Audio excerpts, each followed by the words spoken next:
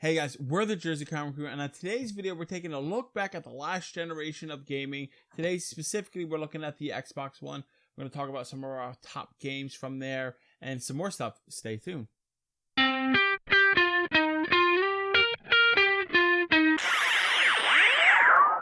Hey guys, welcome back to the Jersey Comic Crew. Chris and Rob here, as always.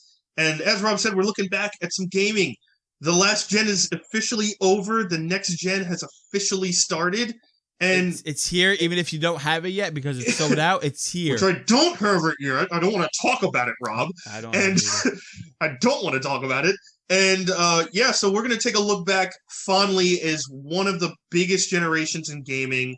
And we're going to start it off with the Xbox One. And as we all know, Rob is our Xbox expert. I haven't had one since the 360, so I'm basically useless. I think the better way to say it is Xbox user. Xbox user, expert. Yes. I don't even use one. I use it. He actually uses it and has one. Yes. So Rob's going to give us a list of his top 5 best and favorite games from that generation of Xbox One. Yes. And we're going to discuss some topics and leading into the next gen with Xbox Series X and what we think is going to happen there. So as always, take it away, Rob, and your Xbox expertise. Yes, so guys, top 5 games from the Xbox One that I played that I really enjoyed that stand above the rest when you look at the Xbox. So for me, number 5 is GTA 5. Even though technically GTA 5 came out for the 360, the mass appeal that it's gotten on the Xbox One is bar none. Constant replayability with missions, ongoing with your friends, doing heists. And the GTA community is so huge that this game deserves the top 5 spot, even if it's not the best story or graphics. Just the connectivity and play that you get with your friends, especially on the Xbox, is definitely worth mentioning here. And it's going to be on the Series X. It's still going to be. It's still going to be around. It's going to be around for the next 5 years. Exactly. Number 4, guys, is Destiny 2. Destiny 2, essentially, think of like your massive multiplayer online game in space. It's Halo with different gear you can put on yourself. You go on raids and missions. The graphics are beautiful on this. The game has continued to get support from the creators. New DLC. The game is still going to keep going. It's cross-generational now that you can play with Xbox One players and Xbox Series X. Game is phenomenal, beautiful, and smooth. A lot of lore if you want to get deep dive into it. Coming in at number 3, I don't think you could have a top 5 list for your Xbox gaming or even gaming in general without talking about this game. It is Red Dead Redemption 2. The open world beauty that you got with the Xbox engine was second to none. The constant hours you could play with you're playing cowboys, you're jumping on the horses, doing all this stuff. I've seen my brother play countless hours of this game. And each time he calls out Mikey for his gaming addiction. No, he's just good. Like I didn't play this. He played it, and I watched the playthrough with him. Sometimes, you just watched the playthrough? Yeah, sometimes we do that with certain games. Like when we were younger, It was Assassin's Creed. I didn't play it. He did.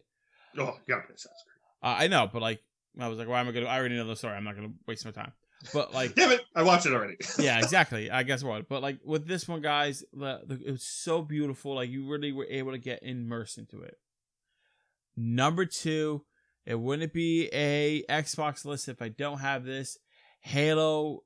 It's a game that you always need on the Xbox One. To play Master Chief. If you're playing on the Xbox since you were a younger kid like I was, or if you're just getting into it, Halo is still a great game to jump into. I can't wait for the next one that's going to come out on the Series 1X. And for me, this is a personal favorite of mine. It is Overwatch. I knew it. I knew it was going to be Overwatch. Many of you who know me and many of you guys who have followed the channel know I bring it up almost every time. It is a great game from Blizzard. It's a first-person shooter, team-orientated. You have tanks, you have healers, DPS, and it's all about objective. This game exploded onto the scene for me on the Xbox. I didn't play it on PC, but the fact that there's a whole esports, league around it. This game is blown up crazy in competition. It's available on all systems. It's worth it. But reason I put on my Xbox list, I had PlayStation, and this is just my personal experience. I played on PlayStation, and I found playing against PlayStation people were too easy. I jumped onto Xbox, and it's a whole different world. And Yeah. maybe that's my individual experience, but it was awesome. So Yeah, and that was Xbox is known. Xbox is known for that multiplayer fandom, right? And you're gonna, regardless, whatever you're a fan of, if you want multiplayer, Xbox is where to go. And as you probably noticed, Rob mentioned a lot of third party games that are available on both, but the reason he's mentioning those is because the way you play them on Xbox is so different. Correct. And it has such a different community base on it that it basically almost makes them Xbox games anyway, right? Like games like Overwatch. The only thing I could say with PlayStation that I know from experience and people who have played at the higher echelon, if I'm not mistaken, PlayStation is like the Call of Duty system. For some reason, high-end players travel to PlayStation for Call of Duty. Other things, it's Xbox. It's a weird, back and forth what you get into. But that was my top 5, guys.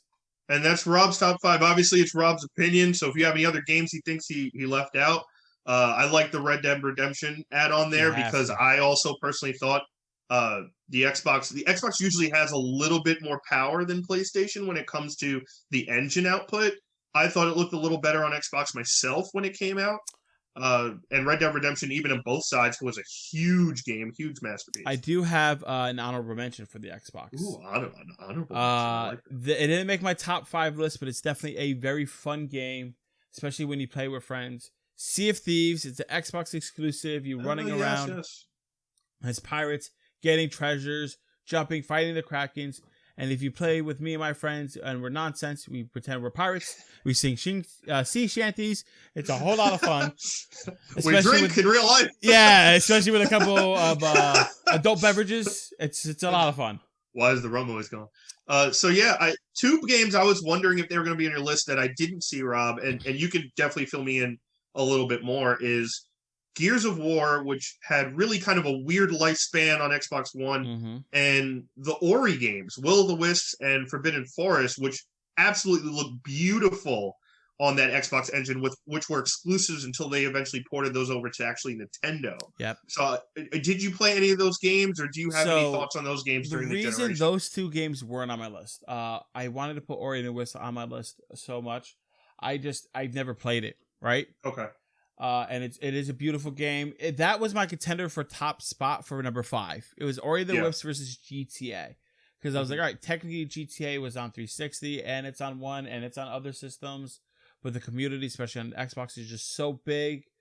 Versus Ori and the Wisps, just beautiful, and a game I haven't played, so that's why I had to put it out for Xbox just for GTA 5, just because of the sheer volume and community base it's built, especially on this console system. For Gears of War 5, I haven't played Gears of War since Gears of War 3. I am out of touch, so I don't know how that game would stack on comparatively to some of the other games here. I don't really see it beating any others. The only thing that I can see is that some diehard Xbox fans who may have played it and may have a little bit more intimate knowledge of this franchises might have put that over Halo and vice versa. That might have been like that exclusive spot that I put. But for me, since I didn't play it and I don't have the familiarity, I couldn't put it there. Red Dead was beautiful for graphics, and I didn't play it, but I've seen most of the gameplay and massive story, right? And I was like, all right, maybe Gears of War could go in that slot, right? That's the game that I didn't play. That's really beautiful, but Red Dead just beats that out entirely. Destiny, that multiplayer and that beauty, it beats it out for that. So that's why that didn't make my list. And the only reason Halo made it to the list, I did enjoy it, and I feel like you have to honor Halo. It's always a Halo system, right? Yeah. Like it has to be in your top 5 list, even if it's not. But that's my top 5, and I definitely want to hear your guys' top 5 on Xbox One games. Maybe something that I missed that I haven't played that I could go run to a store or run to the digital store because we're in COVID, right? And I could just buy it right on Game Pass.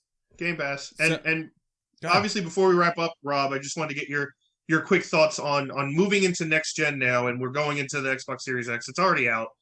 Series S and Series X. What do you think Microsoft specifically needs to accomplish this gen, which is now the current gen, that it honestly, if we're both being honest, really missed out on during the Xbox One X? You mentioned a bunch of basically third-party games, not a lot of even, exclusive games for Yeah, Xbox I One. know. Even some that were exclusive weren't even on the list. So, what do you think the Xbox Series X needs to accomplish in this gen? I We think know it's kind of growing in Japan, which is good, and getting more of an international base. But what is something you think it needs to grow? I think you said it right there in the question. It's the exclusives is the biggest crux of this. I think Xbox is doing great at a system standings. I think the new Game Pass is a brilliant and amazing idea that I hope to Awesome. stand out. Right? Um, they need the exclusives. They need some exclusivity to bring this back into fold. Because like when you're looking at it, if you're not looking for a story mission from PlayStation, right? If you're not looking for a story mode game, you're just looking for a console, right, to play these titles that are on both. It's an even playing field, if not maybe even favored for the Xbox. But the Yeah. fact that PlayStation has these big, huge titles that are exclusive, and we have Halo and Gears that are kind of running in the middle of the pack, they don't have that powerhouse that they used to, right? And Sony, meanwhile, is reinvigorating like things like Crash and all this other stuff, right? So Mm-hmm. that's the biggest thing that I think that they need to do.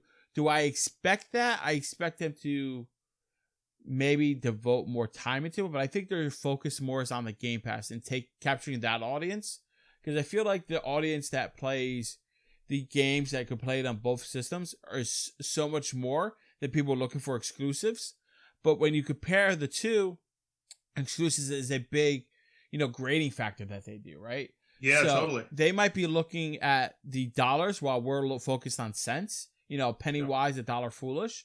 Maybe Mm-hmm. we're looking at it the wrong way as a business company versus Microsoft.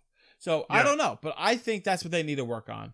Yeah. We want to hear in your own words down in the comments below what you think Microsoft and Xbox Series X need to do to improve themselves in this future console war.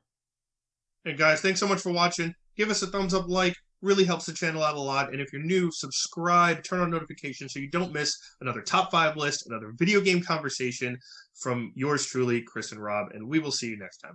Before you go, on the screen here, you already know what I'm going to say. We have the logo here. Click that if you aren't already subscribed. And on the left are some more videos that you might like. Take care.